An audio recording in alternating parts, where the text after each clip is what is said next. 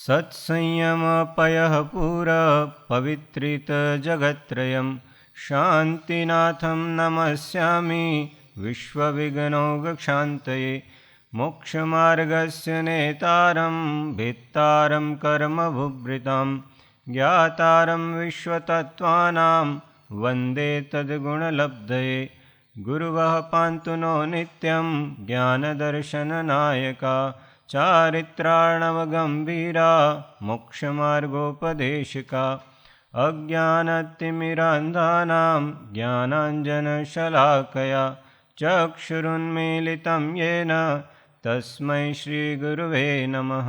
तस्मै श्रीगुरुवे नमः। ओम श्री पंच परमेश जी भगवद्भ्यो नमः। श्री सद्गुरु देवाय नमः। जय सद्गुरु, जय सद्गुरु, जय सद्गुरु। तत्व चर्चा में तीर्थंकर नाम कर्म के आश्रव में कारणभूत ऐसी 16 कारण भावना का चिंतन चल रहा है। 16 कारण भावनाओं के नाम किसको याद है भाइयों में से? 16 कारण भावनाओं ना नाम कोने याद है? हाँ हाँ, माइक में बोलो।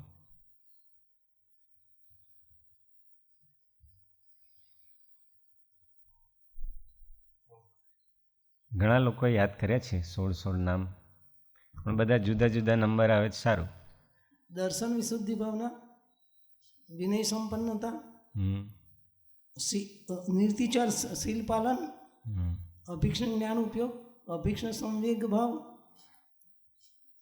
સાધુ સમાધિ ના પેલું શું દાન અને તપ એટલે શક્તિતઃ દાવ શક્તિતઃ તપ। પછી એમ કે સાધુ સંગ સાધુ સમાધિ સંગ સાધુ વૈયવચ છ આવશ્યક અર્યન ભક્તિ 6 આવશ્યક પાછળથી લે છે। અર્યન ભક્તિ, શ્રુત આચાર્ય ભક્તિ, બહુશ્રુતવંત ભક્તિ અને પ્રવચન ભક્તિ। પ્રમાદ રહિત 6 આવશ્યક પાલન નિયમિત બરાબર। ધર્મ પ્રભાવના અને સાધર્મિક વાત્સલ્ય। બહુ સરસ, બહુ સરસ। 16 કારણ ભાવનાઓના નામ, એમાં આપણે કેટલી ભાવનાઓ થઈ ગઈ? અરિહંત ભક્તિ સુધી 4 ભક્તિઓની વિચારણા ચાલે છે। એમાં અરિહંત ભક્તિ ભાવના કા અરહત ભક્તિ ભાવના એ આપણે ભાવનાનો વિચાર કર્યો। આજે આચાર્ય ભક્તિ ભાવના, આચાર્ય ભક્તિ ભાવના, આચાર્ય ભક્તિ ભાવનાનું સારી રીતે ચિંતન કરવાથી એ આચાર્યોની ભક્તિ હૃદયમાં આણવાથી લાવવાથી આત્મા વિશુદ્ધ થાય અને એ વિશુદ્ધિથી શું થાય? તીર્થંકર પ્રકૃતિનો આશ્રવ થાય છે, તીર્થંકર નામ કર્મ બંધાય છે। તો ગુરુ પ્રત્યેની ભક્તિ, ગુરુ ભક્તિના આટલા વખાણ શા માટે કર્યા છે? જેમ અરહત ભક્તિ ભાવના આપણે વિચાર કર્યો, ભગવાનની ભક્તિથી પણ આવું થાય તો ખાલી ભગવાનની ભક્તિથી જ ના થાય એવું, ભગવાનની ભક્તિથી જ થાય એવું નથી કહેતા, ગુરુની ભક્તિ કરવાથી પણ થાય। એટલે પહેલાં ભગવાનની ભક્તિ લીધી અને પછી ગુરુ ભક્તિ, આચાર્ય ઉપાધ્યાય ભક્તિ। હવે અહીંયા સાધુ ભક્તિ કેમ ના લીધી? આચાર્ય ઉપાધ્યાય સાધુ પછી પ્રવચન ભક્તિ લેવી હતી। ભક્તિનું ક્યાં છે? ભગવાનની ભક્તિ પછી આચાર્ય ઉપાધ્યાય સાધુ, પછી ખાલી 2 જ લીધી છે, આચાર્ય અને બહુ શુદ્ધ ભક્તિ। બહુ શુદ્ધવંત એટલે ઉપાધ્યાય, કેમ ના લીધી?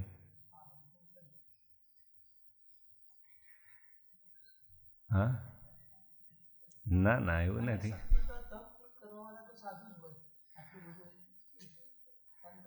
આમાં કેવું છે કે મુખ્યત્વે નિરૂપણ સાધુની અપેક્ષા થાય છે.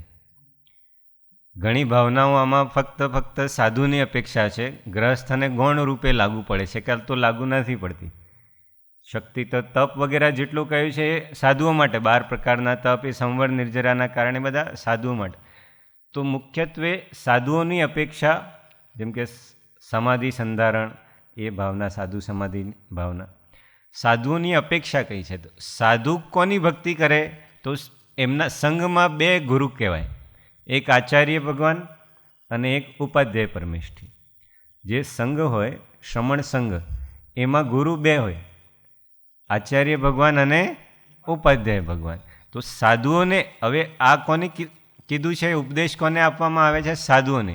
તો સાધુઓને કોની ભક્તિ કરવાની? તો એમના જે ગુરુ હોય એમને. તો એમના ગુરુ 2, દીક્ષા ગુરુ ને શિક્ષા ગુરુ, આચાર્ય ભગવાન અને ઉપાધ્યાય ભગવાન.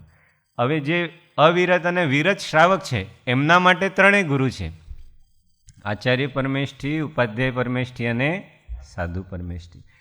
એ સંઘમાં યથાયોગ્ય એકાબીજાનો વિનય થતું હોય, સાધુઓનું પણ વિનય થાય છે, પણ સાધુની અપેક્ષા ત્યાં શિષ્ય સમુદાય બતાવે છે. અને શિષ્ય સમુદાયની અપેક્ષા ગુરુ તો પછી સંઘમાં, શ્રમણ સંઘમાં 2 ને ચતુર્વિધ સંઘ શ્રાવક શ્રાવિકા પણ એમાં લઈ લો તો પછી સાધુ, ઉપાધ્યાય અને આચાર્ય 3 પરમેષ્ઠી ગુરુમાં આવે છે. એટલે આપણે ગુરુની પરિભાષામાં 3 ગુરુ લઈ લેવા, શ્રાવક શ્રાવિકાની, વિરત અવિરત શ્રાવકોની અપેક્ષા. અને સાધુની અપેક્ષા પછી ગુરુ આવશે તો 2, એમના સંઘમાં 2 નાયક હોય, ઉપાધ્યાય પરમેષ્ઠી અને આચાર્ય પરમેષ્ઠી. એટલે બંનેની ભક્તિનું. ને આચાર્ય અને ઉપાધ્યાય સાધુ જ હોય, એ કહેવાય મુનિ કા સાધુ જ. પદ મળ્યો હોય, કેમ કે સંઘના નાયક હોય, દીક્ષા આપતા હોય એટલે આચાર્ય, ને જે ભણાવતા હોય, પઠન પાઠન કરતા હોય એટલે ઉપાધ્યાય. તો એ પદ છે, બાકી છે સાધુ જ. જેમ મુનિના 28 મૂળ ગુણ છે એમ બધાએ 28 મૂળ ગુણ એમના પણ હોય છે. એટલે અહીંયા અલગથી એ ભક્તિનું નિરૂપણ નથી કર્યું. તો आचार्य भक्ति, आचार्य का स्वरूप पहले समझते. नियम सार की गाथा. परिपूर्ण पंचाचार में वળી धीर गुण गंभीर छे, पंचेन्द्री गजना दर्पदल ने दक्ष श्री आचार्य छे. तो आचार्यों का मुख्य पंचाचार के धारी 5 आचार कौन कौन से हैं? ज्ञानाचार, दर्शनाचार, चारित्राचार, तपाचार, वीर्याचार, ये पंचाचार. और दूसरे जो उनकी शरण में आते हैं ऐसों को दीक्षा देना, दीक्षा दे के उनका निर्वहन करना, उनको प्रायश्चित आदि देना. संघ में प्रायश्चित देने का अधिकार किसको होता है? मात्र प्रायश्चित देने का अधिकार मात्र आचार्य परमेष्ठी. अभी उनके गुण हम पढ़ेंगे तो उसमें आएगा, उसमें विस्तार से आएगा उसमें. तो आचार्यों के मुख्य रूप से कितने गुण कहे? 36. कौन कौन से? अरिहंत भगवान के 46 गुणों का विचार किया ना, 46 गुणનો વિચાર કર્યો એ દિવસે. એમ આપણે દેવશાસ્ત્ર ગુરુની પૂજામાં બોલીએ છીએ ને, ગુણ 36, 25, 8, 20 ભવ તારણ તરણ જીહાજ ઈસ, ગુરુ કી મહિમા વર્ણી ન જાય, એમ કરીને આગળ જયમાલામાં આવે છે. તો ગુણ 36, 25, 8, 20, 36 આચાર્યના, 25 ઉપાધ્યાયના અને 28 સાધુ પરમેષ્ઠીના. આપણે બોલી જ જઈએ છીએ જયમાલામાં, એકદમ કેટલી વાર પૂજા કરી છે. કોના કયા કયા કયા ગુણ છે? હવે 36 ગુણ કયા કયા હોય છે? હા, જે તમને યાદ હોય બોલો. એટલે શ્વેતાંબરની અંદર એનું સૂત્ર છે, ગુરુ સૂત્ર. પંચેન્દ્રિય સંવરણો તહ નવવ્ય બંભચર્ય ગુતિધરો ચોવ્ય કસાય મૂકો એ 18 ગુણે સંજૂતો, પંચ મહાવય જૂતો, પંચ વિહાર પાલન સંમતો, પંચ સમિતિઓ તિગુતો 36 ગુણો ગુરુ મધ્ય. હા, બરાબર છે. આ બધા ગુણ આમાં પણ લીધા છે. પણ એને બધાને 28 મૂળ ગુણમાં ગર્ભિત કરી દીધા છે. 5 મહાવ્રત, ગુપ્તી, સમિતિ એ બધાને 28માં જે સાધુના મૂળ ગુણ છે એમાં જ. તો ખાલી આ જ ગુણ માનીએ તો આચાર્યોની વિશેષતા શું રહી એવું પ્રશ્ન થાય. એટલે એમના 36 ગુણ કીધા છે, કેમ કે એ 28 તો સાધુમાં પણ છે, ઉપાધ્યાયમાં પણ છે ને આચાર્યમાં પણ છે. તો આચાર્યના 36 ગુણ કેમ કીધા? તો આ 36 ગુણનું વર્ણન 3-4 પ્રकारથી આવે છે, जुदा जुदा प्रकारથી. 36 गुणों का वर्णन अलग अलग प्रकार से आता है. तो पहले तो 8 गुण आचार्यों के आचारवत्व आदि 8 गुण, आचार, आधार, आचारवत्व, आधारवत्व, प्रकारत्व, व्यवहारत्व, एम करीने 8 गुण, ऐसे 8 गुण. और फिर एक जगह आता है कि ये 8 गुण और 28 मूल गुण, ये दोनों मिलके 36 गुण हो जाते हैं. 28 मूल गुण साधु के और ये आचार्यों के 8 गुण, ये दोनों मिलके 36 हो जाते हैं. एक जगह आता है ये 8 मूल गुण, उसके बाद 12 प्रकार के तप, कितने हुए? 20. फिर 6 आवश्यक 26 और 10 धर्म, कितने हुए? 36. क्या क्या कहा? ये आचारवत्व आदि 8 मूल गुण, 12 प्रकार के तप, 6 आवश्यक और 10 धर्म.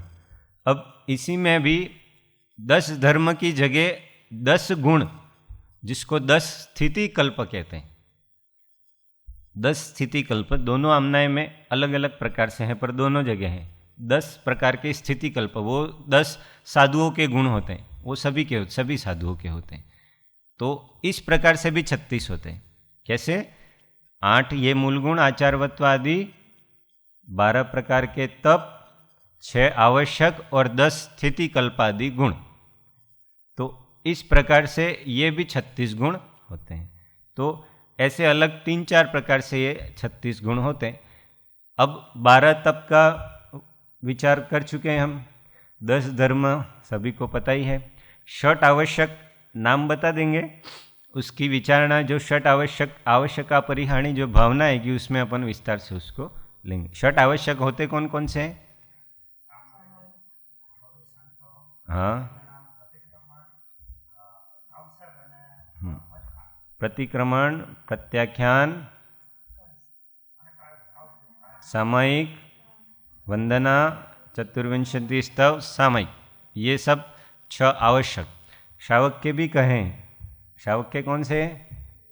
देव पूजा, गुरुपास्ति, स्वाध्याय, संयम, तप और दान. तो ये आवश्यक परिहाणी में हम विचार करेंगे. तो 12 तप, 10 धर्म, 6 आवश्यक, ये हो गए. अब ये जो आचार्यों के 8 मूल गुण बताए, अपन उसका विचार कर लेते हैं. पहला गुण है आचारवत्व. कौन सा है? आचारवत्व. दूसरा है आधारवत्व. कौन सा? याद रखना, जो लिखने का लाए वो लिख ले, जो नहीं लाए वो, क्योंकि उनका क्षोभक्षम अच्छा है इसलिए वो याद रखेंगे. आचारवत्व, आधारवत्व, व्यवहारवत्व. फिर चौथा प्रकारक या प्रकारवत्व, या उसको 2 नाम है, प्रकुर्वित्व, प्रकारवत्व अथवा प्रकुर्वित्व. फिर 5वां है आयोपाय विदर्शित्व या आयापाय विदर्शित्व. ये वचनामृत में भी एक जगह कृपालु देव ने इस गुण का उल्लेख किया है. आयापाय या आयोपाय दोनों होते हैं. आयोपाय विदर्शित्व या आयापाय विदर्शित्व. फिर अवपीडक और उत्पीलक दोनों एक ही नाम है. अवपीडक या उत्पीलक दोनों नाम है. फिर 7वां है अपरिस्रावित्व और अंतिम है निर्यापकत्व. कठिन है 8 नाम, हमको भाव समझना है. हमने कभी निर्यापकत्व या निर्वापकत्व दोनों आते हैं, ये और वह दोनों आता है. निर्यापक या निर्वापक कभी सुने नहीं है, पहली बार सुने इसलिए कठिन लग रहे, पर सरल है. उसका भाव इन 8 गुणों से जो सहित होता है वही वास्तव में आचार्य कहलाते। तो एक एक गुण हम समझते हैं। पहला कौन सा था? आचारवत्व। आचारवत्व अर्थात जो आचारांग के ज्ञाता हूँ, आचारांग के ज्ञाता हूँ। जितना वर्तमान में आचार शास्त्र उपलब्ध हैं उसके ज्ञाता, उसमें मुनियाचार और श्रावकाचार दोनों आ जाता है। दोनों, क्योंकि उनको उपदेश दोनों का, चतुर्विध संघ में दोनों होते हैं, इसलिए मुख्य रूप से मुनियाचार, मुनियों के हेतु जो सकल चारित्र वगैरह आचार हैं, और श्रावकाचार, उन दोनों के ज्ञाता। और पंचाचार का स्वयं दृढ़ता से जो पालन करते हैं, और अपने आश्रित जो शिष्य हैं उनको भी पंचाचार का, अभी पंचाचार क्या होते हैं अभी हमने नाम लिए थे, ज्ञानाचार, दर्शनाचार, चारित्राचार, तपाचार। और ज्ञानाचार का मतलब क्या है? सम्यक ज्ञान, संशय विमोह विभ्रम रहित जो ज्ञान है, आत्मा के अनुभव से उत्पन्न जो ज्ञान है वो सम्यक ज्ञान। और उस सम्यक ज्ञान की आराधना में निरंतर लगे रहना, वो क्या है? ज्ञानाचार। फिर दर्शनाचार, 8 अंग सहित 25 दोष रहित जो निर्मल सम्यक दर्शन है, उसकी आराधना में नित्य लगे रहना, वो क्या है? दर्शनाचार। चारित्राचार आप बताओ, આપણે ચર્ચા થઈ ગઈ છે 2-3 વાર સ્વાધ્યાયમાં। ચારિત્રાચાર का मतलब क्या है? 13 अंग सहित जो सम्यक चारित्र है उसकी आराधना में, अथवा निश्चय रूप से आत्मा में अचल अवस्थान रूप जो चारित्र है उसकी आराधना में हमेशा लगे रहना, वो क्या है? चारित्राचार। तपाचार, 12 प्रकार के तप में यथाशक्ति उसका आराधन करना, शक्तितः आराधन करना, वो क्या है? तपाचार। और वीर्याचार का मतलब, वीर्याचार अर्थात क्या? प्रमाद रहित। ये जो 4 प्रकार की आराधना बताई, उस चतुर्वीर आराधना में अपनी शक्ति को छुपाए बिना अप्रमत्त रूप से लगे रहना, वो क्या है? वीर्याचार। तो इस प्रकार 5 आचारों के धारी होते हैं और दूसरों को भी ये पंचाचार का पालन करवाते हैं। द्रव्य संग्रह में हमने पढ़ा था, द्रव्य संग्रह की गाथा है, दंसन नाण पहाणे वीर्य चारितवर तवा यारे अपम परम च झुंझई सो आयरियो मुणिज्जेयो। ऐसी नेमिचंद्राचार्य ने गाथा वहाँ पे बतलाई है। दर्शन ज्ञान प्रधाने, कि जो दर्शन और ज्ञान जिसमें मुख्य है, ऐसे वीर्य चारित्र वर तवा यारे, ऐसे जो पंचाचार जिसमें प्रधान क्या है? दर्शन ज्ञान, वो नहीं है। सम्यक दर्शन सम्यक ज्ञान नहीं, और आगे के 3 हैं, वैसे सम्यक रूप से होते ही नहीं है। जब सम्यक्त्व नहीं हो, बाह्य रूप से भले हों, पर वो सम्यक रूप से नहीं होते। तो इन 5 आचारों में जो अपम परम च झुंझई, झुंझई मतलब युनक्ति, जो अपने को और पर को जोड़ते हैं, युनक्ति जोड़ते हैं। किसमें? 5 आचारों में जो स्वयं को और दूसरों को, अपने शिष्यों को जो जोड़ते हैं, उसका पालन करवाते हैं। सो आयरियो मुनि जेयो, क्या कहा कि वे मुनि आचार्य हैं और क्या? जेयो, ध्यान करने के योग्य हैं, वंदन करने के योग्य, ऐसा नहीं कहा। सो आयरियो मुनि जेयो, वो आचार्य कैसे हैं? ध्यान करने के योग्य हैं, कि आप उनका ध्यान करो, ऐसा साधुओं को कह रहे हैं। नेमिचंद्राचार्य साधुओं को कह रहे हैं कि ऐसे जो आचार्य भगवान हैं वो ध्यान के ध्येय हैं, उनका ध्यान करना चाहिए, ऐसा साहिब जी भी कहते हैं। आज का सुवाक्य किसको याद है? माइक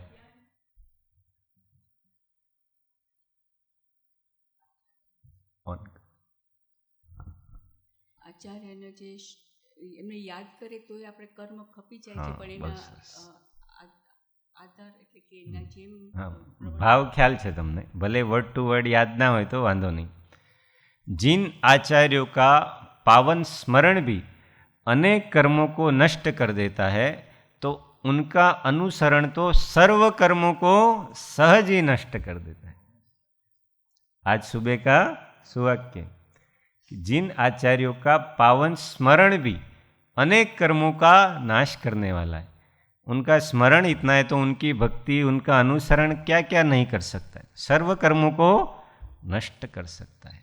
तो ये ऐसे आचार्य, इसलिए महाराज ने कहा कि 100 आर्यो मुनि जेव, कि वो आचार्य महाराज ध्यान करने के योग्य, क्योंकि उनके स्तवन स्मरण मात्र से करोड़ों जन्मों के संचित पाप कर्म भी समाप्त हो जाते हैं, नष्ट हो जाते हैं। इसलिए ऐसे आचार्य ध्यान करने के योग्य हैं।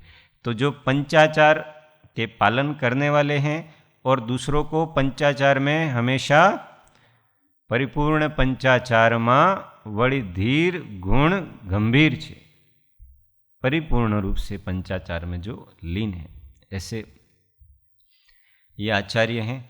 तो ये आचारवत्व नामक पहला गुण, कि जो आचार शास्त्रों के ज्ञाता हैं, जिसमें आचरण का, चरणानुयोग का वर्णन है, उस सब शास्त्रों के ज्ञाता होते हैं और पंचाचार के पालन में निपुण होते हैं। दूसरा कौन सा गुण है? आधारवत्व। कौन सा? आधारवत्व। यहाँ आधार से अर्थ श्रुत के आधार से लिया है, श्रुत आधार, कि जिनको श्रुत का आधार है, जो आचार्य या तो द्वादशांग के ज्ञाता हैं, या द्वादशांग के ज्ञाता 14 पूर्वों के ज्ञाता हैं, या 11 पूर्वों के ज्ञाता हैं, या 10 पूर्वों के ज्ञाता हैं, इतने तक जो श्रुत जिनका आधार है, जो इतने श्रुत के ज्ञाता हैं, जिनको कल्प व्यवहार का ज्ञान है। कल्प व्यवहार में आचार्यों के योग्य सारे जो कर्म होते हैं उनका, जैसे प्रायश्चित, उनको कैसे देना, प्रायश्चित किसको देना आदि प्रायश्चित, और दूसरे भी बहुत सारे आचरण से जुड़ी हुई चीज़ें कि जो केवल आचार्य को पता होनी चाहिए, वो सब उनको कल्प व्यवहार का भी उनको ज्ञान होता है। सम्यक रूप से उपदेष्टा होते हैं, ये सब आधारवत्व में आता है। सम्यक उपदेष्टा, पूर्वापर विरोध से रहित उनकी वाणी होती है। कैसी? पूर्वापर विरोध से, अपूर्व वाणी, परम शुद्ध, सद्गुरु लक्षण योग्य। ज़्यादातर कृपालुदेव ने जहाँ जहाँ सत्पुरुष का वर्णन किया है, जब ज्ञानी सत्पुरुष का वर्णन करते हैं, जब साहेब जी सत्पुरुष का, सद्गुरु का, ज्ञानी का वर्णन करते हैं, तो उनके दिमाग में क्या छवि रहती है? आचार्यों की। कुंकुंदाचार्य, पूज्यपाद स्वामी, गुणभद्र स्वामी, ऐसे कृपालुदेव जब सत्पुरुष का या सद्गुरु का वर्णन करते हैं तो उन ज्ञानियों के दिमाग में किसकी छवि होती है कि कौन सत्पुरुष हैं? तो ऐसे बड़े बड़े युग प्रधान आचार्य अथवा परम गुरु, निर्ग्रंथ, सर्वज्ञ देव, या महावीर स्वामी का पूर्व भवों में सेवन किया, या पूर्व भवों में बड़े बड़े आचार्यों का सेवन किया, या इस भव में भी ये हे कुंद कुंदादि आचार्य। तो ऐसे गौण रूप से जब अपने आश्रित शिष्यों को संबोधन करते हैं, तब सत्पुरुष अर्थात वहाँ जो उस अवस्था में स्वयं का वर्णन किया। बाकी जब वो अपनी भक्ति से सत्पुरुष का वर्णन करेंगे तो किसका वर्णन करेंगे? उनसे ऊपर की भूमिका वाले, उस भूमिका में तो है ही वो, इसलिए खुद को गुरु रूप में स्वीकार नहीं करते। गुरु रूप में किसको स्वीकार करते हैं? उनसे अधिक भूमिका, जैसा उनको होना है। हम गुरु रूप में किसको स्वीकार करेंगे? हमारे बराबर वालों को नहीं, हमको जिनके जैसा होना है, तो हमारा प्राथमिक लक्ष्य गुरु रूप में वो होगा। फिर वो स्टेज पे आ जाते हैं तो फिर हमारे गुरु कौन होंगे? जो हमसे भी अधिक, हमको और आगे जिनके जैसा बनना है। और फिर ऐसे आचार्यों के लिए गुरु कौन है? तो भगवान, क्योंकि अब उनको किनके जैसा बनना है? भगवान के जैसा बनना है। तो ये, पर सभी गुरुओं में एक समानता होती है, वो क्या?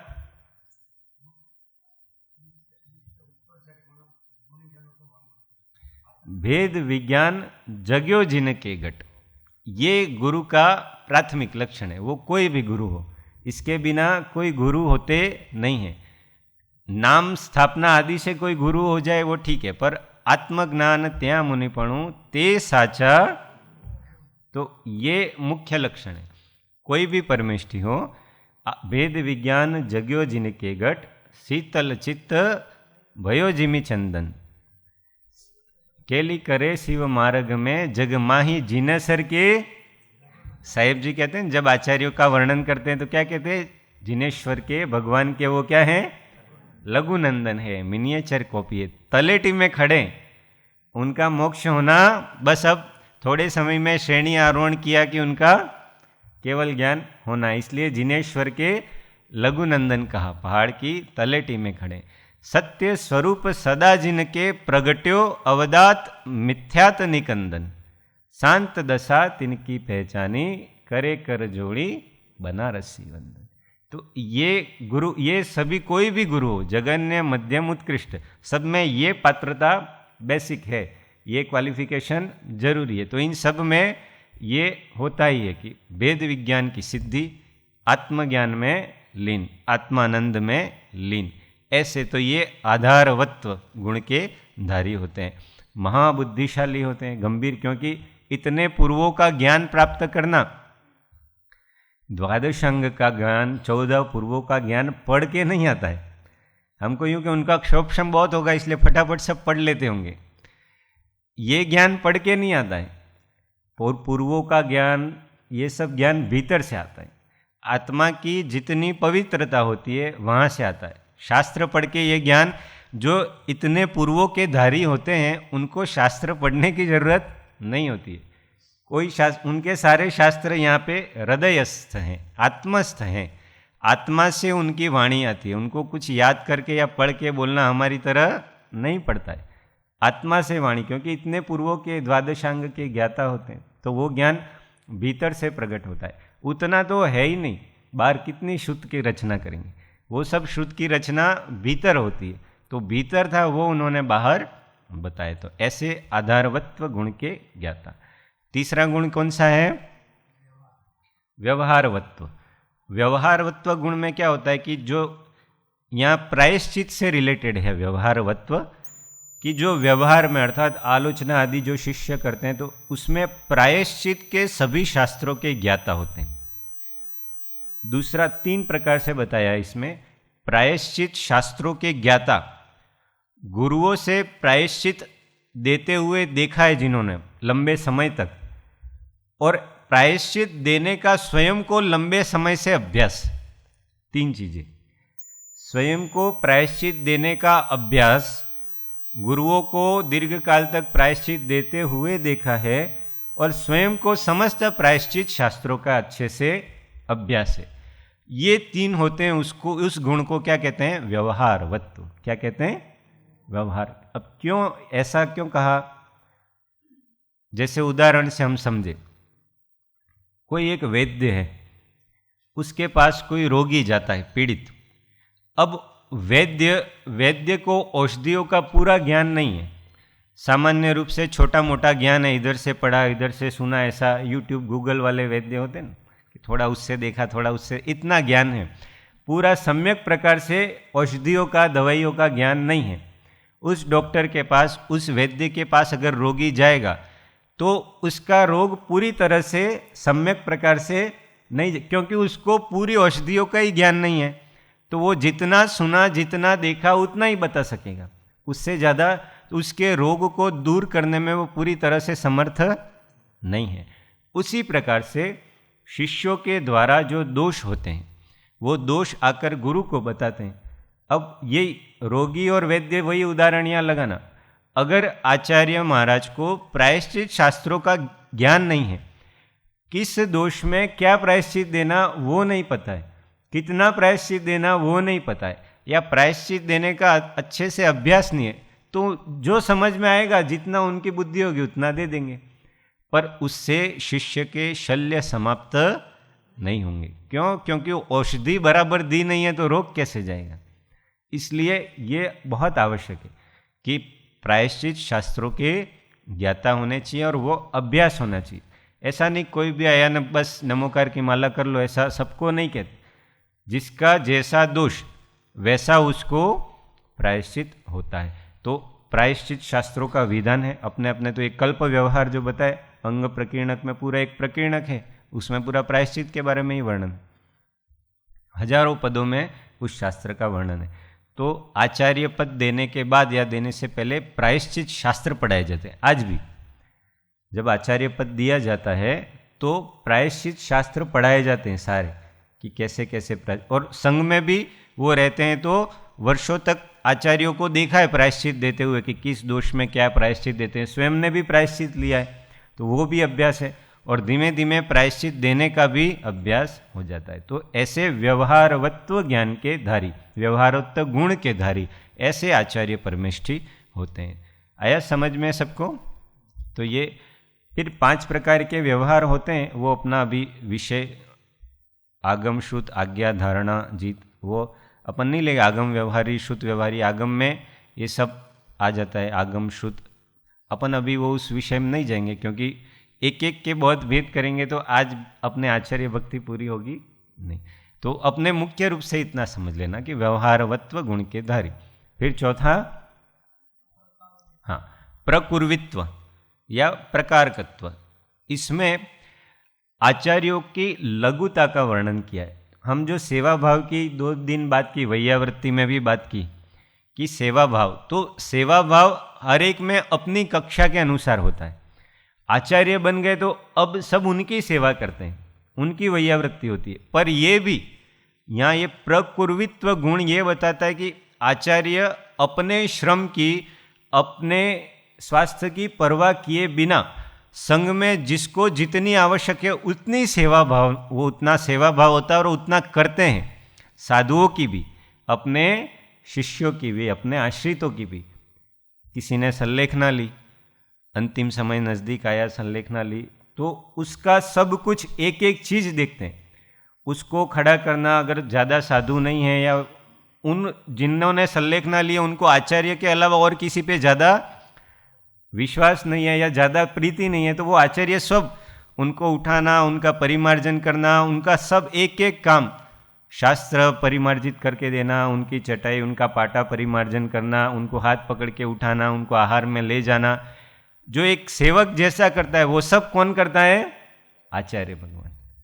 तो ऐसे आचार्यों के समीप दूर दूर से भी शिष्य दूसरे आचार्यों के भी उनके पास संलेखना लेने के लिए आते हैं कि मुझे संलेखना इन आचार्य के पास जो प्रकुर्वित्व गुण के, प्रकारत्व गुण के धारी होते हैं, अपने श्रम की परवाह नहीं करते। इनको कैसे ये अपने षट आवश्यक में कैसे शीघ्र से शीघ्र तत्पर हो जाए, ऐसा उनको इतनी कोमलता, इतना करुणा, इतनी अनुकंपा और इतना सेवा भाव। ऐसा नहीं कि मैं चतुर्विध संघ का नायक हूँ, सैकड़ों मेरे शिष्य और मैं किसी की सेवा कैसे करूँ। वो भाव जितना जितना ऊपर उठते हैं उतने उतनी लघुता आती है। तो जहाँ लघुता ત્યાં પ્રભુતા, ને જેટલી જેટલી પ્રભુતા તેટલી તેટલી लघुता। तो ये लघुता और प्रभुता, इसलिए विनय संपन्नता भावना को लिया 16 कारण में कि जो जितना लघु होता है, जितना विनय संपन्न होता है, वो उतना उतना ऊपर उठता है। और गुरु रहा छदमस्त, पण गुरु तो छदमस्त रह जाते हैं और उनका विनय करने वाला भगवान हो जाता है। ये लघुता का महात्म्य, ये लघुता, इसलिए वो सेवक भाव, सेवा भाव हर दशा में अपने अपने अनुसार रहता है, कभी जाता नहीं है। वो आत्मा का गुण है और आत्मा का गुण कभी नष्ट नहीं होता है। चलिए, ये प्रकुर्वित्व प्रकारत्व समझ में आ गया। चतुर्विध अपने संग की यथा योग्य, अपने शक्ति के अनुसार, अपने श्रम की परवाह किए बिना ध्यान रखना। खासकर शपक आदि, शपक अर्थात जो संलेखना में आरूढ़ मुनिराज को शपक कहते हैं। जो संलेखना ले लेते हैं उन मुनिराज को क्या कहते हैं? शपक। और संलेखना हो जाने के बाद शपक राज, ऐसा जो व्यवस्थित संलेखना हो जाती है तो उनको क्या कहते हैं? शपक राज। तो संलेखना में जो आरूढ़ मुनि है उनको शपकों की सेवा में हमेशा तत्पर होते हैं आचार्य महाराज। चलिए, अगला कौन सा है? 5वां, आयापाय विदर्शित्व या आयोपाय विदर्शित्व, दोनों नाम आते हैं। आयोपाय और दूसरा आयापाय, दोनों में विच्छेद करेंगे तो आयोपाय का विच्छेद होता है आय और उपाय। आय प्लस उपाय इक्वल्स टू आयोपाय, आयोपाय विदर्शित्व। और दूसरा आयापाय, उसका विच्छेद होगा आय प्लस अपाय, आयापाय विदर्शित्व। तो दोनों के अर्थ में ज़्यादा अंतर नहीं है। उसमें जो शिष्य होते हैं, आयोपाय विदर्शित्व में क्या होता है कि बहुत सारे शिष्य ऐसे होते हैं कि आलोचना करने में, खास करके ये संलेखना के समय वगैरह में और अन्य समय सामान्य रूप से व्यवहारिक भी ले लेना दोनों, कि अपने जो गुप्त शल्य हैं वो गुरु को प्रकट नहीं करते हैं। सामान्य दोष तो कह देते, अपने आलोचना में 10 दोष पड़े थे ना, दृष्ट दोष, सूक्ष्म दोष आदि ये दोष थे। सामान्य दोष कह देते, पर जो अंदर गुप्त रूप से पड़े कि मेरी छवि कहीं खराब नहीं हो जाए, दूसरे साधु मुझे क्या समझेंगे या मेरे गुरु आचार्य महाराज मुझे क्या समझेंगे, ऐसा करके गुप्त शल्य जो गुप्त दोष प्रकट नहीं करते, तो गुरु को समझ में आ जाता है कि कुछ है शल्य इसमें शिष्य में कि जो नहीं बता रहे, तो उनको फिर ये बताते हैं कि आलोचना न करने में हानि क्या है, आलोचना करने में लाभ क्या है। तो आय अर्थात तो लाभ और अपाय अर्थात हानि। तो आलोचना करने नहीं करने में लाभ और हानि क्या है? आलोचना करने से क्या लाभ होगा? आप निशल्य हो जाओगे, आपके दोषों का परिमार्जन हो जाएगा। ये लज्जा आदि गुण तो इस पर्याय की अपेक्षा है, ये इसको पर्याय मूढ़ता कहते हैं। इस प्रकार से संबोधन करके आलोचना करने नहीं करने में हानि और लाभ को बताते हैं। आय अर्थात लाभ और अपाय अर्थात हानि। इसको रत्नत्रय से भी जोड़ सकते हैं। रत्नत्रय को अच्छे से पालन करने का क्या लाभ है और अपाय अर्थात विनाश से क्या हानि है, तो वो भी जोड़ सकते हैं। और दूसरा है आयोपाय। आयोपाय का विच्छेद होता है आय और उपाय। आय का अर्थ लाभ और उपाय का अर्थ यहाँ शुद्धि, ऐसा दिया है। क्या दिया? तो आलोचना करने में, रत्नत्रय का पालन करने में क्या क्या लाभ है और उससे किस तरह आत्मा की शुद्धि का विकास होता है, यह सब अच्छी तरह से जानकर शिष्यों को संबोधित करते हैं। इस गुण को क्या कहते हैं? आयापाय विदर्शित्व अथवा आयोपाय विदर्शित्व। प्रकारत्व થઈ ગયું, એ પહેલા હતું। तो ये आयापाय विदर्शित्व हो गया। आया समझ में? इसका भाव समझ में आया? शब्द याद नहीं रहे कोई बात नहीं, ज़्यादा चिंता नहीं करना, भाव समझ में आना चाहिए। भाव समझ में आ गया? आलोचना करने में, रत्नत्रय धारण करने में क्या लाभ है, नहीं करने में क्या हानि है, उसका भली प्रकार से उसकी शुद्धि के उपाय वो सब बताना, इसको कहते हैं आयापाय विदर्शित्व या आयोपाय विदर्शित्व। अगला क्या है? अवपीड़क। अवपीड़क या उत्पीलक दोनों नाम आते हैं, अवपीड़क या। अब ऐसा बताया कि आलोचना करने में क्या क्या लाभ है, नहीं करने में क्या, उसके बाद भी लज्जावश या किसी ईगोवश शिष्य अपने दोष नहीं कहे गुरु को, वो शल्यों को भीतर प्रकट नहीं करे, तो आचार्य परमेष्टि में ये अवपीड़क नाम का गुण होता है कि वो गुप्त शल्यों को भी उगलवा लेते हैं किसी न किसी उपाय के द्वारा। आचार्यों ने सियार और सिंह का उदाहरण दिया कि जैसे सिंह के भाग का मांस या आहार था वो सियार ने ले लिया, अगर सियार ने गले तक भी लिया है तो शेर क्या करता है? उसके गले में हाथ डाल के वो अपने आहार को ले लेता है, सियार के गले में हाथ डाल के भी ले लेता है। और एक उदाहरण दिया कि बच्चा अगर कुछ गलती से कुछ खा लेता है जो उसको नहीं खाना चाहिए, तो माँ क्या करती है? जैसे ही पता चल जाए मुंह खुलवा के उंगली डाल के निकलवा लेती है। ऐसे आचार्य शिष्य के दोष मुंह में उंगली डाल के ऐसे उदाहरण दिए कि आचार्य में इतनी क्षमता होती है, इतने दक्ष होते हैं वो विभिन्न प्रकार के संबोधन कर करके कि कैसे किस प्रकार के दोष से किस गति में जाना पड़ता है। अगर माया शल्य रखा, निदान शल्य रखा, ये सब शल्य रखेंगे तो तिर्यंच गति का आश्रव होता है आदि बहुत प्रकार से वर्णन करके शिष्य को विवश कर देते हैं कि वो अपने सारे दोष कह दे। आशय क्या है? शिष्य को निशल्य करने का। निशल्य हो कि अगर ये समाधि मरण करेगा, संलेखना करेगा तो उसकी उत्तम गति होगी, और शल्य सहित करेगा तो इसकी गति बिगड़ सकती है। तो इसलिए, और सामान्य संलेखना का समय नहीं है तो भी शिष्यों को उनके चारित्र के विकास के लिए अगर वो दोष बाधा बनते हैं तो आचार्यों में ये एकदम अद्वितीय गुण होता है कि वो शिष्य के दोष उनका फेस रीड करके ही निकाल लेते हैं कि भाई इसमें क्या तकलीफ है, कुछ कहना चाहता है पर कह नहीं पा रहा है।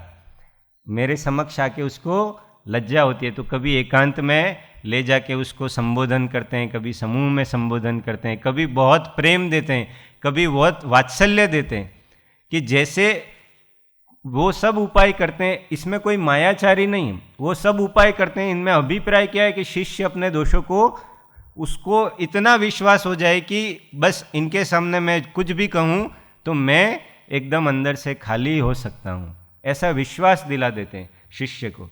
तो ऐसे गुरु होते हैं। तो ये उनका गुण होता है अवपीड़क या उत्पीड़क। शिष्यों के गुप्त दोषों को अवपीड़क, गुप्त शल्यों को, दोषों को हरण कर लेते हैं, जैसे माँ गले में उंगली डाल के निकाल लेती है ऐसे। तो ये माँ का उदाहरण आता है और शेर का उदाहरण आता है। तेजस्वी होते हैं, वर्चस्वी होते हैं, प्रतापी होते हैं। इस गुण से सहित आचार्यों के लक्षण बताए कि जो अवपीड़क गुण से सहित होते हैं वो सिंह वृत्ति को धारण करने वाले होते हैं, किसी भी प्रकार के प्रश्न का उत्तर देने में सक्षम होते हैं। शिष्य घुमा फिरा के कुछ भी पूछे पर हर प्रश्न का इनके पास उत्तर होता है, युक्ति से हर प्रश्न का सही समाधान करते हैं। तो ये अवपीड़क गुण कहलाता है। इसमें सबको आया समझ में? चलिए आगे अगला गुण कौन सा है? अपरिश्रावित्व। ये एक बड़ा गुण है, अपरिश्रावित्व। अब इसमें शिष्य जब अपने दोषों को गुरु के समक्ष प्रकट करता है तो गुरु का हृदय इतना विशाल होता है, इतना विशाल होता है कि वे एक शिष्य के दोष किसी अन्य शिष्य को कभी प्रकट नहीं करते हैं। इस गुण से युक्त जो आचार्य होते हैं उनको अपरिश्रावित्व गुण से युक्त कहा जाता है। ये गुरु का सबसे बड़ा और अविनाभावी लक्षण होना चाहिए कि बहुत सारा बड़ा शिष्य समुदाय, हजारों संख्या में शिष्य हों, श्रावक श्राविकाएं, मुनि हो, आरिका हो, सभी अपने अपने दोष आके कहते हैं। तो ये गुरु में ये गुण होना चाहिए कि एक शिष्य के दोष दूसरे शिष्य को, कि ये तो मुझे आया था आज मेरे पास और इसने ऐसा ऐसा कहा, ऐसा किसी और को वो नहीं कहते हैं। इसके लिए क्या, हाँ ઉપગુહન તો છે જ, એ સામાન્ય છે કે કોઈની નિંદા નહીં કરવી। દોષ ધર્માત્મા જીવોના, એમાં આપણી સામે આવીને કોઈ આલોચના નથી કરી। આપણને ગમે ત્યાંથી ખબર પડી છે કે આ ભાઈમાં, આ ધર્માત્મા જીવમાં આ દોષ છે, તો એને પ્રચારિત નહીં કરવો, એ ઉપગુહનત્વ। અહીંયા તો એમની સામે જઈને પોતે જ આલોચના કરવામાં આવે છે કે મારામાં આ દોષ છે, મારાથી આ ભૂલ થઈ છે। તો આચાર્ય મહારાજ એ शिष्य, कोई बीजो प्रिय शिष्य है तो हमने कही दीदा, એવું નથી कहता। इसके लिए क्या उदाहरण देते हैं कि बहुत बड़ा तपाया हुआ लोहे का पिंड है, लोहे का गोला या लोहे की रोड, जैसे वो तपाया हुआ है, पानी जैसे उसको स्पर्श करता है तो क्या होता है? पानी गायब, पानी बहता नहीं है उससे छू के। ऐसा जैसे अब तवी है, अपन रोटी बनाते हैं, उस पर एक पानी की बूंद डालो, क्या होती है? सूख जाती, वो सोख लेता है।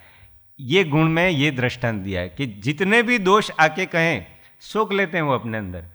पता ही नहीं चलता है कि पानी लोहे पे गिरा था कि नहीं।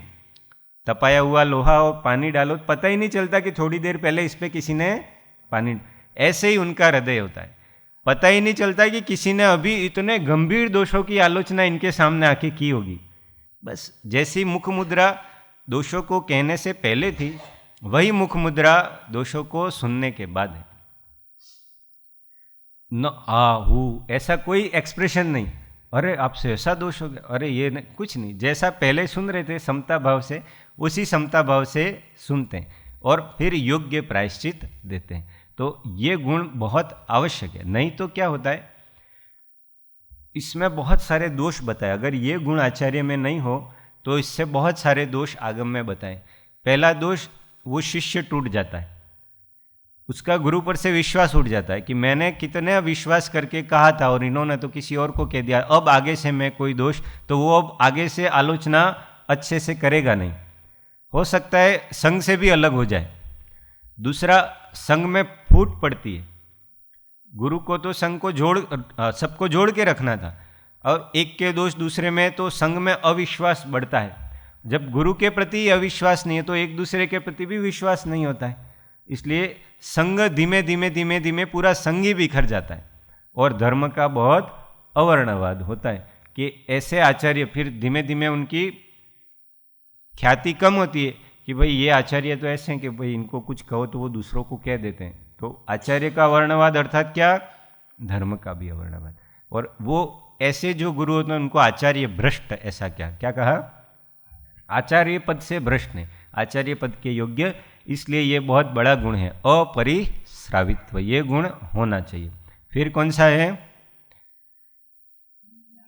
निर्यापकत्व या निर्वापकत्व, दोनों शब्द आते हैं पर निर्यापक शब्द ज़्यादा प्रसिद्ध है। निर्यापक अर्थात क्या, सुना है ना सबने निर्यापक? हाँ, हाँ। अपने आश्रितों की श्रेष्ठतम संलेखना कराना, उसको कहते हैं निर्यापकपना। तो आचार्यों में ये गुण होता है कि अपने शिष्यों की या अपने आश्रित, अपने आश्रय में अपने शिष्य नहीं है पर दूसरे संघों से भी आए हों, तो जो अपनी शरण में संलेखना के लिए आया है उसका श्रेष्ठतम समाधि मरण कराना, संलेखना कराना, ये क्या कहलाता है, निर्यापकत्व।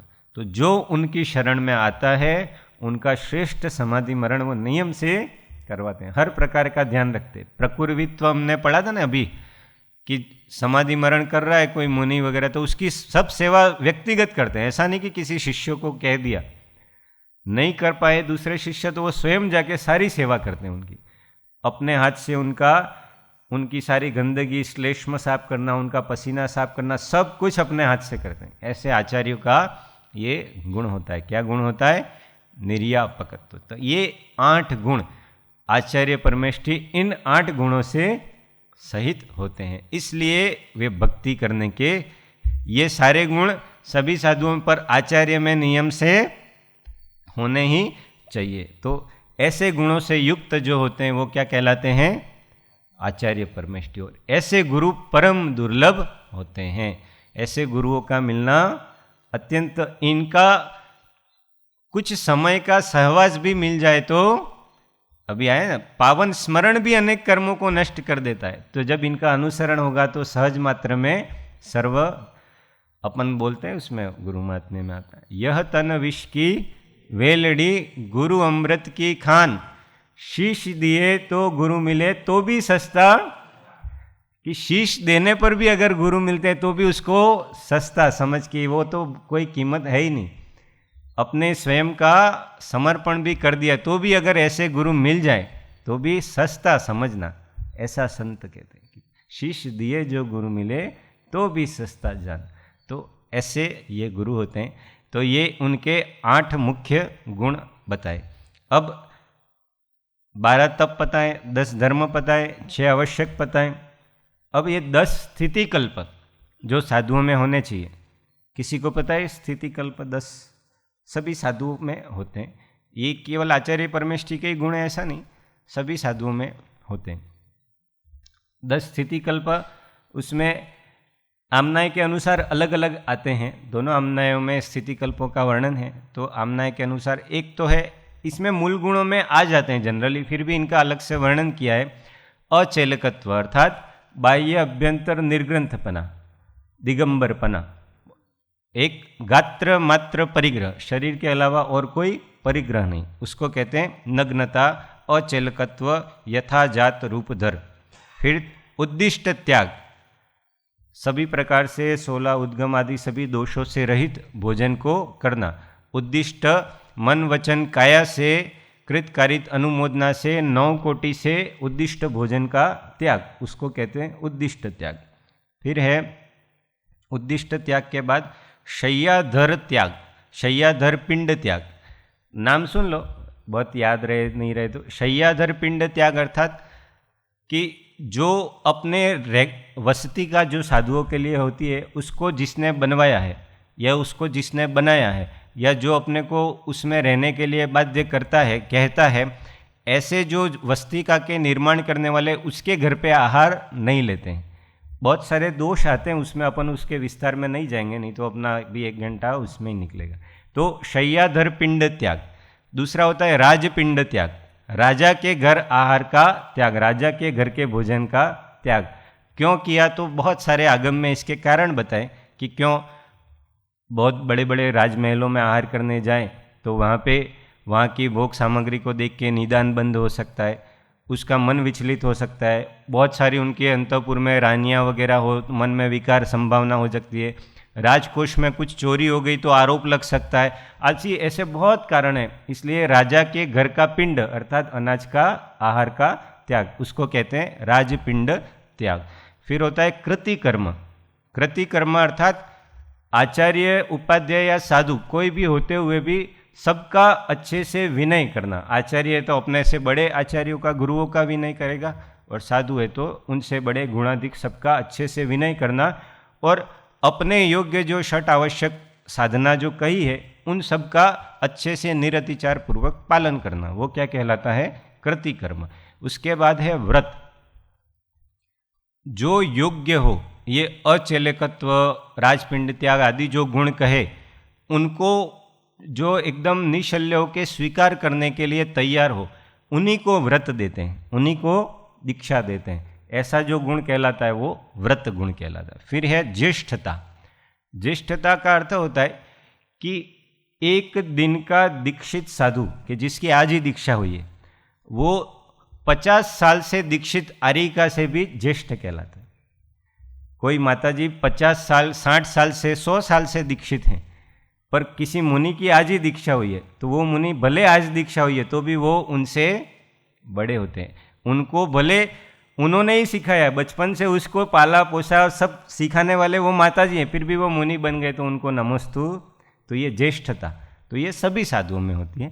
तो ये ज्येष्ठपना गुण कहलाता है कि एक दिन की दीक्षा भी है तो वो श्रेष्ठ कहलाते हैं। उसके बाद है प्रतिक्रमण। प्रतिक्रमण सबको पता ही है कि अपन ने वेद पढ़े थे, देवसीय, राय, पाक्षिक, चातुर्मासिक, एरियापथिक आदि, ये सारे प्रतिक्रमण जो करते हैं नियम से। फिर है मास। मास का मतलब क्या होता है कि विहार में सभी ऋतुओं में 1 महीने से अधिक किसी स्थान पे नहीं रहना। किसी कारणवश वृद्ध हो गए, बाकी सब साधुओं के अलग अलग नियम हैं, कोई वृद्ध साधु है, रोगी साधु है, उन सब के लिए नियम अलग हैं। बाकी स्वस्थ हैं, जवान हैं, विहार कर सकते हैं, तो 1 महीने से अधिक एक स्थान पे नहीं रहना। क्षेत्र प्रतिबंध होता है, राग बढ़ता है, उद्गम उद्दिष्ट आदि सब दोष आ जाते हैं वगैरह, बहुत सारा वर्णन है। तो ये उस पर विहार करते रहना ये। और अंतिम है पर्युषणता। पर्युषणता अर्थात क्या? वर्षा काल में वो विहार का गमनागमन का त्याग, 4 महीने एक स्थान पर रहकर वर्षा योग धारण करना, उसको पर्युषणता ऐसा नाम दे देते हैं। अपने पर्युषण अर्थात वो जो 8 दिन या 10 दिन के मनाते वही, पर पर्युषणता में वर्षा काल में एक स्थान पर रहकर साधना करना। ऐसे ये 10 स्थिति कल्प कहलाते हैं। इन 10 गुणों से भी युक्त, तो 8 मूल गुण, आधारत्व, आचारवत्व, वो 12 तप, 6 आवश्यक और ये 10 स्थिति कल्प, ऐसे करके भी ये 36 गुण होते हैं। किसके होते हैं?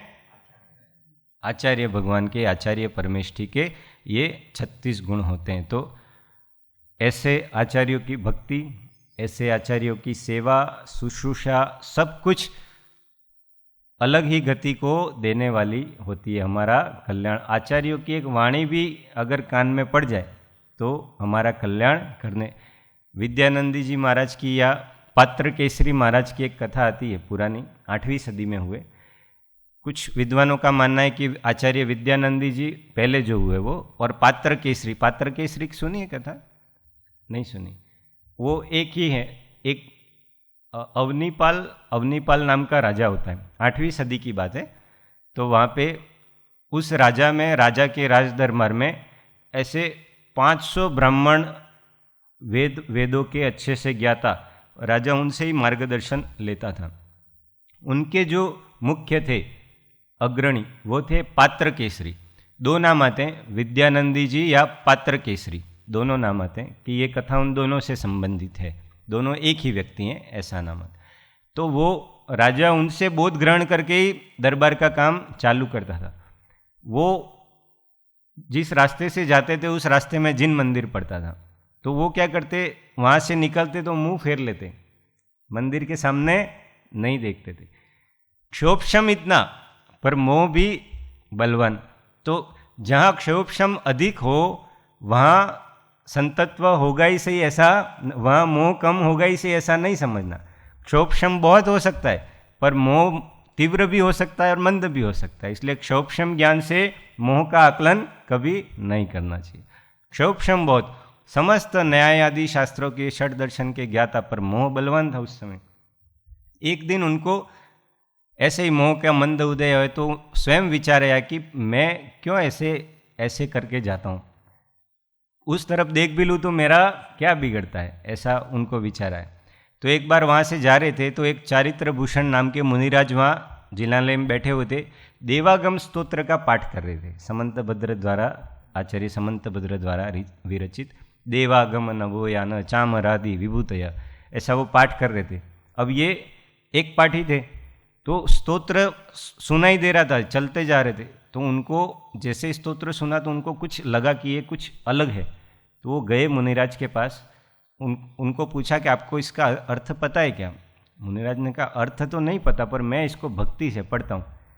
तो उन्होंने कहा कि आप मेरे लिए एक बार पुनः पढ़ेंगे क्या इसको? तो उन्होंने कहा हाँ ठीक है, पुनः पढ़ता हूँ।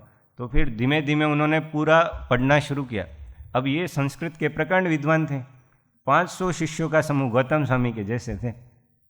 तो जैसे ही वो स्तोत्र भले संस्कृत में पढ़ा, पर पूरा उनको धारण हो गया, समझ में आ गया सब। जैसे स्तोत्र चिंतन करते, फिर वहाँ से वो चले गए, एक बार में याद रह गया। जितना चिंतन करते गए उतने ज्ञान पटल खुलते गए और मोह पटल का धीमे धीमे धीमे धीमे नाश होने लगा। ये आचार्यों की वाणी का प्रभाव, प्रत्यक्ष नहीं है, उनकी वाणी सुनिए तो भी उनका वाणी सुन के धीमे धीमे धीमे धीमे सारे मोह पटल धीमे धीमे धीमे में एक एक निकलते गए, ज्ञान पटल खुलते गए। फिर रात को नींद भी नहीं आई, फिर सोचने लगे कि इस पूरे स्तोत्र में अनुमान प्रमाण है, ऐसा तो कहीं नहीं। जैनेतर दर्शनों में न्याय में अनुमान को भी प्रमाण माना है, और वितराग दर्शन में न्याय में अनुमान को प्रमाण ज्ञान नहीं माना है। मति ज्ञान के प्रकारों में ले लिया है, प्रमाण ज्ञान नहीं माना है, प्रमाण प्रत्यक्ष और परोक्ष में उसको नहीं लिया। तो वो सोचने लगे कि अनुमान को प्रमाण क्यों नहीं लिया, अनुमान का इसमें कहीं सम्यक ज्ञान प्रमाण है ऐसा ही कह दिया देवागम स्तोत्र में, अनुमान को क्यों नहीं लिया? तो उनको नींद नहीं आई, बहुत सोचते रहे, शंका हुई, अंदर से जिज्ञासा होती है ना, उस शंका से शासन देवी का आसन कंपायमान होता है। पद्मावती देवी, क्योंकि वो जो जिनालय था वो पार्श्वनाथ भगवान का जिनालय था, तो शासन रक्षक कौन थे? धर्मेंद्र पद्मावती। पद्मावती का आसन कंपायमान होता है। अवधि ज्ञान से पता चलता है कि ये तो बहुत बड़े युग प्रधान आचार्य होने वाले, और अभी भले उनको शंका हुई है कुछ, तो जैसे वो उस चिंता में सोते हैं अर्थ का चिंतन करते करते, तो वो देवी, शासन देवी उनको स्वप्न देती है। क्या स्वप्न देती है? कल जाके मंदिर में भगवान पार्श्वनाथ के दर्शन करना, तो तुम्हारी सभी शंकाओं का, अब कभी जिनालय तो गए ही नहीं वो, तो अब स्वप्न आया इसलिए जाना ही था। जिनालय गए, पार्श्वनाथ भगवान के दर्शन किए, तो जो पार्श्वनाथ भगवान के फण थे उस पर एक श्लोक लिखा हुआ था, अन्यथा अनुपपन्नत्वम लक्षणेन यत्र त्रयेण किम, ऐसा करके कोई श्लोक है, मेरे पास यहाँ है नहीं। अन्यथा अनुपपन्नत्वम यत्र तत्र त्रयेण किम, नान्यथा अनुपपन्नत्वम यत्र तत्र त्रयेण किम, ऐसा एक श्लोक लिखा हुआ था। तो ये श्लोक पढ़ते ही उनकी सारी दुविधा दूर हो गई और एकदम निर्मल सम्यक दर्शन को वहीं पर उन्होंने धारण किया। जो जो शंकाएं थी सब समाप्त हो गई और सारे मोह पटल नाश को प्राप्त हो गए। अब पूरी श्रद्धा हो गई कि अनुमान प्रमाण क्यों नहीं कहा, क्योंकि सम्यक ज्ञान ही प्रमाण है, और जहाँ अन्यथा अनुपपत्ति अनुमान का एक लक्षण है, न्याय की भाषा है, अपने को समझ में इतनी नहीं आएगी, कि जहाँ पे जो मुख्य कारण हो जाता है किसी कार्य के होने में, तो वहाँ दूसरे कारणों की आवश्यकता, अगर वो मुख्य कारण है तो धुआं है तो अग्नि है ही, दूसरे कारण होके, तो जब अन्यथा अनुपत्ति है ही तो बाकी लक्षण, अनुमान के 3 लक्षण अन्य दर्शनों में माने जाते हैं, हेतु, पक्ष आदि या अन्वय व्यतिरेक आदि, ऐसे 3 लक्षण माने जाते हैं। तो जब मुख्य कारण ही है, अन्यथा अनुपत्ति हो रही है, साध्य से सीधा सीधा ज्ञान ही हो रहा है, तो फिर अनुमान प्रमाण की आवश्यकता, दूसरे लक्षणों की आवश्यकता है ही नहीं।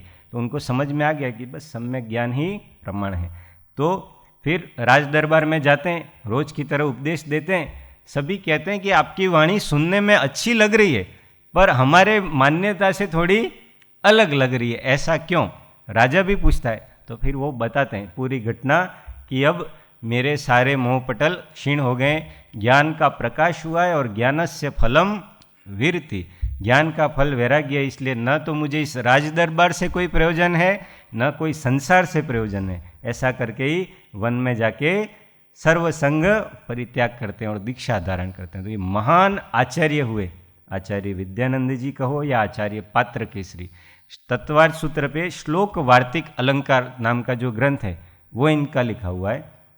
तत्वार्थ सूत्र का जो मंगलाचरण है, अपन रोज बोलते हैं मोक्ष मार्गस्य नेतारम, उस पे समंत भद्राचार्य ने उस मंगलाचरण पे आप्तमीमांसा करके एक शास्त्र लिखा है।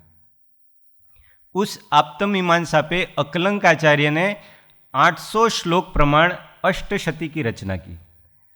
और ये जो आचार्य विद्यानंद जी हमने जिनकी बात की, उन्होंने 8000 श्लोक प्रमाण अष्ट सहस्री की रचना की। उस अभी वो मंगलाचरण पे ये सब टीकाएं चल रही, उस एक मंगलाचरण पे आप्तमीमांसा, फिर उसके ऊपर अकलंकाचार्य ने अष्टशती और आचार्य विद्यानंद जी ने अष्ट सहस्री की रचना की। अष्ट सहस्री को बहुत सारे साधु कष्ट सहस्त्री कहते थे। आचार्य विद्यानंद जी जो दिल्ली वाले सभी जानते हैं अपन, तो वो कष्ट, क्योंकि वो इतना कठिन है न्याय की अपेक्षा, इसलिए उसका पार पाना बहुत कठिन है, इसलिए उसको कष्ट सहस्त्री। तो ऐसे ये आचार्य विद्यानंद जी जिनकी 8-9 कृतियाँ न्याय के उसमें मिलती हैं, बहुत सारे उन्होंने। तो ये बात क्या, आचार्यों की परोक्ष वाणी का भी प्रभाव। पूज्य श्री का जीवन खाली एक पुस्तक, वो भी किसी और व्यक्ति ने गुजराती भाषा में अनुवाद करके लिखी, कुंकुंदाचार्यना 3 रत्नों, किसी आचार्यों की मूल भाषा भी नहीं थी, उन भाषाओं का अनुवाद का सार था। फिर भी आचार्यों की परोक्ष वाणी से शिष्य का जीवन बदल जाता है। साहिब जी का पूरा जीवन बदल गया, कहाँ पहले कैसा, बाद में पूरा जीवन, और आगे जाके हम पूरा जीवन जानते हैं। ये आचार्यों की, इसलिए उनको इतना महात्म्य है साहिब जी। तो आचार्यों के प्रति इतना महात्म्य, उनका पावन स्मरण भी ये सब कुछ हर लेने वाला है हमारा। तो फिर उनका अनुसरण करेंगे, उनकी वाणी का अनुसरण करेंगे, तो न जाने क्या इस आत्मा में होगा। क्या होगा? विशुद्धि होगी, सर्वकर्म, पहले तो मोह नाश को प्राप्त होगा और फिर क्रम से सारे कर्म नाश को प्राप्त होंगे। तो ऐसे ये आचार्य परमेष्ठी वो सद्गुरु हैं, गुरु हैं, उनकी भक्ति नित्य प्रति हमारा कर्तव्य है। उनकी भक्ति करने से अपन ने उसमें गुरु अरिहंत भक्ति में देखा था, स्वामी गुण ओळखी स्वामी ने जे बजे दर्शन शुद्धता, कि उनके गुण पहचान कर कि क्यों वे आचार्य हैं, क्यों वे गुरु हैं।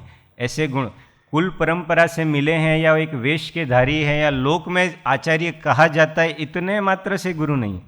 अंतरंग उनका व्यक्तित्व कैसा है वो जानकर भक्ति करनी चाहिए। 6 पद का पत्र का एक पैराग्राफ लगभग सभी को आता होगा, बोलो साथ में, या जिसको आता है एक जना माइक पे बोलो। जे सत्पुरुषोए સદગુરુની ભક્તિનું નિરૂપણ કર્યું છે, તે ભક્તિ માત્ર શિષ્યના કલ્યાણને અર્થે કહી શકે। તે ભક્તિને પ્રાપ્ત થવાથી સદગુરુના આત્માની ચેષ્ટાને વિશે વૃત્તિ રહે, અપૂર્વ ગુણ દ્રષ્ટિ ગોચર થઈ અન્ય સ્વચ્છંદ મટે અને સહેજે આત્મબોધ થાય।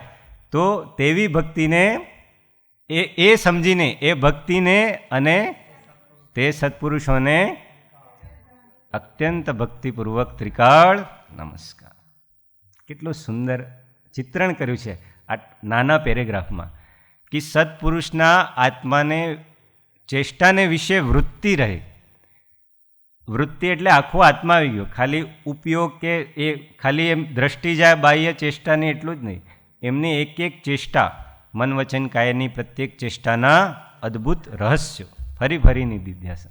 तो वो सद्गुरु कैसे उठते हैं, कैसे बैठते हैं, कैसे आहार लेते हैं, कैसे विहार करते हैं, कैसे सोते हैं, આપણે 28 મૂળ ગુણ આવશે, એમાં આપણે વિચાર કરીશું. કાલે ઉપાધ્યાય પરમેષ્ઠીન ભક્તિમાં આવશે तो 28 मूल गुणों पण विचार करीશું. कैसे उनकी ऐसे निर्ग्रंथ साधुओं की क्या चेष्टा रहती, हर एक चेष्टा में आत्मा दिखता है अर्थात हर एक चेष्टा में वो झलकता है कि कितनी आत्मा की विशुद्धि है इनकी. तो ऐसे सद्गुरु की भक्ति किसके लिए, शिष्य के मात्र कल्याण के अर्थ. और ऐसे भक्ति का निरूपण करने वाले वे सत्पुरुष वो कौन है, आचार्य ही हैं. गणधर देव आचार्य ने, उन्होंने ही इस भक्ति का निरूपण किया है. और केवल निरूपण किया है ऐसा नहीं, स्वयं करके बताया है, स्वयं करके बताया. गौतम स्वामी की कितनी भक्ति थी महावीर स्वामी के प्रति, हम सब जानते ही हैं. तो स्वयं वो करके बताया है. तो वो करके बताया है, इसलिए उस भक्ति का कोई वर्णन, इसलिए आचार्य भक्ति को, गुरु भक्ति को 16 कारण भावनाओं में लिया है. सामान्य वस्तु नहीं है भक्ति. हमने परसों बात की थी, भक्ति कथनचित ध्यान भी है, कथनचित पूरी साधना ही है. क्योंकि आचार्यों की वाणी, उन्होंने जो कहा उसके अनुसार आचरण करना, वही भक्ति है. केवल उनके गुरु भक्ति के भजन, प्रभु भक्ति के भजन गा लेना वो भक्ति नहीं है. उनके अनुसार आचरण करना वो क्या है, भक्ति है. तो इस प्रकार आचार्य भक्ति के बारे में विचार किया. मात्र विचार करना नहीं, इस पे ऊपर चिंतन करना है, मनन करना है, इस भावना का बार बार अनुप्रेक्षण करना है. और हमारे हृदय में ऐसे गुरुओं के प्रति अविचल और निश्चल, अविचल और निश्चल भक्ति जागे. समर्पण भाव तन से, मन से, धन से, सबसे जागे. उनकी चरण सेवन का हमेशा हमको वास मिले, आवास मिले, ऐसी भावना हमेशा करते रहना है. और यही भावना बाते बाते बाते बाते आत्माएं तीर्थंकर नाम कर्म का बंध कर लेती हैं. हाँ, तो वो वैसी भक्ति हमको जागृत करनी है. वो एक निष्ठ भक्ति, गुरु के चरणों की एक निष्ठा, उससे बहुत विकास होता है. तो ऐसे गुरुओं का स्वरूप समझना है, उनका स्वरूप समझकर भक्ति करनी है. व्यक्ति राग से नहीं, पर गुणानुराग से भक्ति, तो ही वो गुण आएंगे.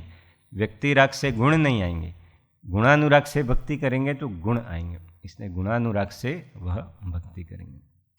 गुरु महात्म्य में हम बोलते हैं, वो चंद बोल के समाप्त करेंगे.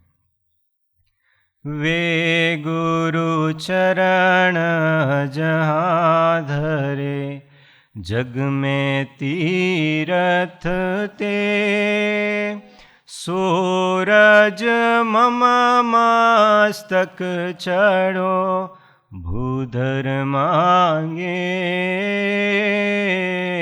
ते गुरु मेरे मन बसो, ते गुरु मेरे उर बसो. जे भव जलधि जिहाज, आप अति रही पर तारही, ऐसे श्री ऋषिराज, ते गुरु मेरे मन बसो, ते गुरु मेरे उर बसो.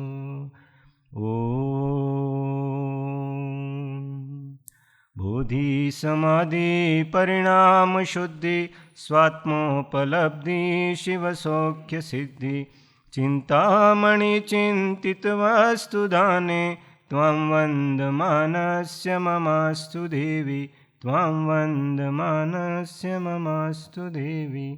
ओम. 9 बार नमोकार.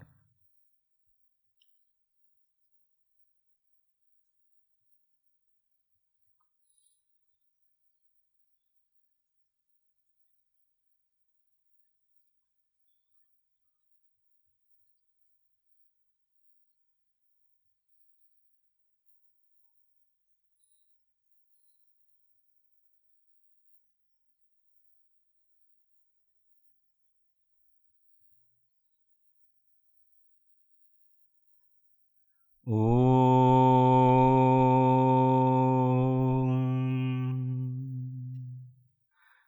बोलो द्वादशांग जिनवाणी माता की जय, सद्गुरु देव की जय, परम कृपाळु देव की जय, सब संतन की जय। जय सद्गुरु, जय सद्गुरु, जय सद्गुरु।